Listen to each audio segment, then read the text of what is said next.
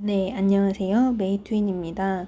오늘은 저희가 외국인 배우자와의 이혼에 관련된 케이스 하나를 소개해 드리려고 합니다. 먼저 당사자들의 인적사항에 대해 간략하게 말씀을 드릴게요. 저희 사무실을 찾아와 주셨던 원고분께서는 1954년생의 남성분이셨고요.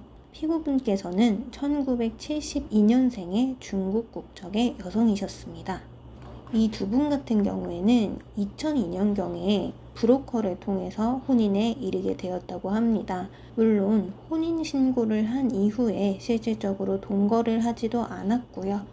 서로 연락처를 주고받거나 연락하는 행위 등 일체를 하지 않았습니다. 말 그대로 형식상 혼인관계만 유지를 해왔던 것이죠. 그렇기 때문에 저희 의뢰인께서는 피고가 중국 국적의 여성이다, 피고 당사자의 이름만을 알고 있었고, 그 외에 피고가 현재 거주하는 주소라던가 피고의 연락처라던가 기타 인적사항에 대하여는 전혀 알지 못하시는 상황이었습니다. 그래서 저희 법인에서는 무엇보다 중요한 게 이 당사자, 그러니까 피고분의 인적사항을 구체적으로 확보하는 것이라고 판단을 해서 법원에 다음과 같은 서류를 제출을 했습니다. 우선 원고와 피고가 혼인신고 당시 관할 법원에 제출했던 서류를 송부해달라고 신청을 했는데요. 관련된 신청서를 한번 보여드릴게요. 보시면은 문서송부 촉탁서라고 이름이 써있죠. 원고와 피고분이 혼인신고 당시에 제출했던 서류를 가지고 있는 가정법원에 관련 서류를 송부하여 달라고 저희가 신청을 했습니다. 그리고 두 번째로는 출입국 외국인 정책본부에 사실조회 신청을 했는데요. 이 원고분께서는 이 피고가 사실상 중국에 거주하고 있는지 현재 한국에 있는지 그 자체도 전혀 알지를 못하셨어요. 그래서 저희가 가정법원으로부터 송부받은 서류를 바탕으로 피고 당사자의 이름과 영문명, 그리고 생년월일, 국적, 그리고 국민신분증 번호, 이거를 파악을 해서 해당 당사자와 일치하는 대상자의 출입국에 대한 사실 증명서와 외국인 등록 사실 증명서를 송부하여 달라고 사실조회 신청을 했습니다.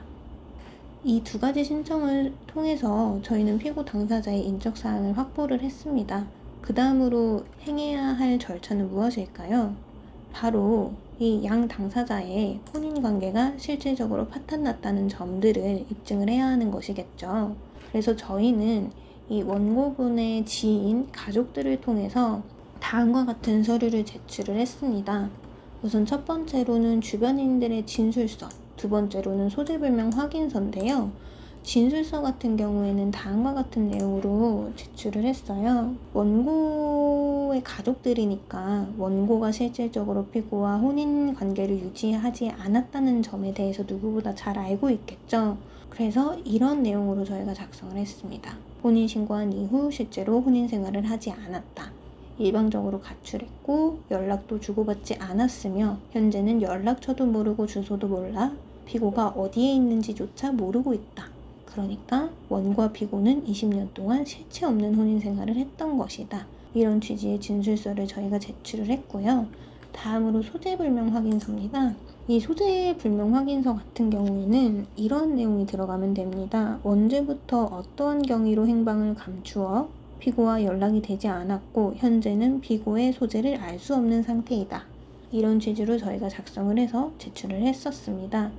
그리고 중요한 게 이 사건의 소장이 당사자한테 지금 송달이 될 수가 없는 상황이잖아요. 당사자의 주소도 알지 못하는 상황이기 때문에 그래서 저희가 민사소송법 제194조 1항 조문에 의해서 법원에 공시송달을 신청을 했고요.